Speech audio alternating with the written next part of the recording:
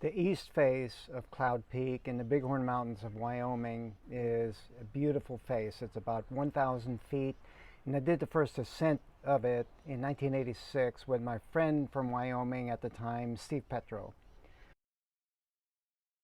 I was curious about what other routes might have gone up on that face. In 2015, I found out that no other routes were put up. So I decided to go back and see if I could put up a new route. I joined up with one of our trainers, Jeff Lotus, and we went there in 2015 and we made it about halfway up. And then in 2016, we came in from the top to make sure we could find an exit through the overhanging roofs near the top of the route of the wall. And we found it. So we've done a lot of work to get the route to where we could do it ground up. So in 2017, we had a lot of preparation done, for the climb, and just had a little bit left to do to be successful. But we failed because we had this bright idea to use an ATV to approach the cliff. So in previous years on the 13-mile approach, the first half of it is a really nice trail, so you can hike it pretty easily. But then the last half is over tailless boulders and through deep forests. But we had this bright idea that we could use an ATV to kind of take it really easy on that first half of the route. We borrowed an ATV from a friend's in Lander and drove to the trailhead, and we started going in. Well, the ATV trail started in a different spot than the hiking trail. It started more in the north, where the hiking trail is more in the south. We didn't really do a thorough thinking process to understand the consequences of using that trail being longer and using ATVs. We didn't know the condition of the trail and so forth.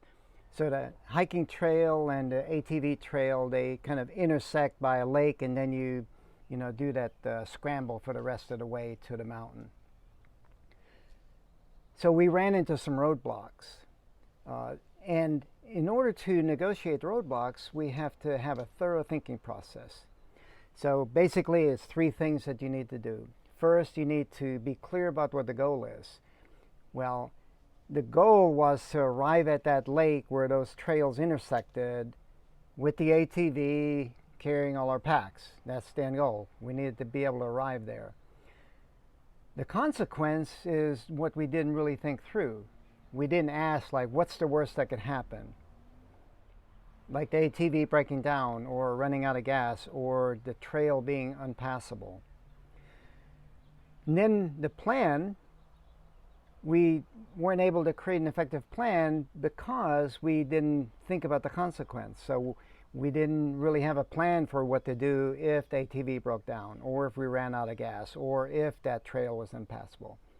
And we did run into some roadblocks. First, we had a false start. We got about 5 miles down the trail and we ran out of gas, so we had to go back. And second, on that false start, the trail was a lot rougher than I thought it might be. I thought if it's an ATV trail, it should be pretty level and passable, but it was like really rocky and narrow in places and quite difficult to navigate. So I started having doubts about our choice to use an ATV, and I didn't listen to those doubts. So these roadblocks come up and interfere with our plan, which is helpful because we need to pay attention to that interference and modify our plan. Well, what happened is we got 19 miles in, only like 1 mile from the lake, and the ATV broke down. The right front axle and the left middle axle, the assemblies came apart. It was just like a 6-wheel ATV. We took 2 days to be able to walk out, get the repair parts, bring them in and all the tools and fix it. Well, what happened is that put us in the middle of an inclement weather window for Cloud Peak, and we found ourselves 2 pitches from the top in a snowstorm. So we had to retreat and go out, and we didn't succeed that year. So the same kind incomplete thinking can happen in our climbing. So, for example, you can just start climbing and hope things work out okay. Not the best strategy. Instead, you need to apply this thinking process that includes these 3 points so that you can develop a thorough plan. And first, you need to know what the goal is. In other words, are you on-sighting the climb, which means you get on it and you climb to the top in one effort, never been on a climb before? Or are you getting on it to work it toward red point burns, where you get familiar with the sequence and everything, and then you do it in one push? So you need to know what the goal is. Which is it? Because that clarity helps prevent reacting to the stress. If you're on an on-site and you get stressed, then you might decide, well, I'm just going to give up and start working the route. And then you lose your opportunity for the on-site. Second, you need to know the consequence. Are you in a yes fall or a no fall risk? That clarity helps you know how to deal with a potential fall. It also helps you know, that in the yes fall zones, you're likely to be okay because you base that on your falling experience. And in no fall zones, if you feel like you can't continue, then you know to retreat, to not push yourself to where you're falling in no fall zones. And number 3, you develop a plan. So knowing that it's a yes or no fall consequence, it changes how you make your plan. It changes how you use your energy. It changes how you deal with doubts. Do you listen to them or not? And these are the kind of roadblocks that will come up. Stress, and then doubts because of that stress. These are roadblocks that get you to question your plan.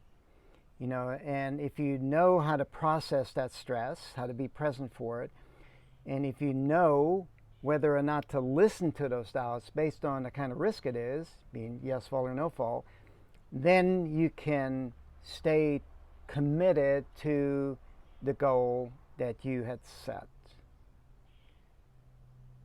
So you can practice this, to do a thorough thinking process in what we call the lookings. Looking meaning you're looking with your eyes to direct attention where it needs to be focused so that you can gather that complete information. So at the bottom of a climb or at stopping points on a climb where you have protection, let's say, you can look up first to identify the goal, like where is the end of the risk? The top of the climb is the ultimate end of the risk, but when you're on a climb, you got protection to the protection. You got these mini risks. You need to know where that next protection point is. Number 2, you can look down to check out the fall consequence. Are you in a yes or no fall zone? What are there obstacles? Things like that. And number 3, you're looking for your plan, like kind of the easiest way to climb between where you are and the end of the goal, kind of closing that gap. And then you can make a decision. Is it a yes or no fall zone based on your falling experience? That's the lesson. Do some critical thinking in your climbing, and you'll help be able to stay committed and not fail like we did on Cloud Peak. You can go to warriorsway.com and get the full text and audio for the lesson. You can also check out our books and courses and reach out to us for your mental training needs. We'd love to work with you. Thank you.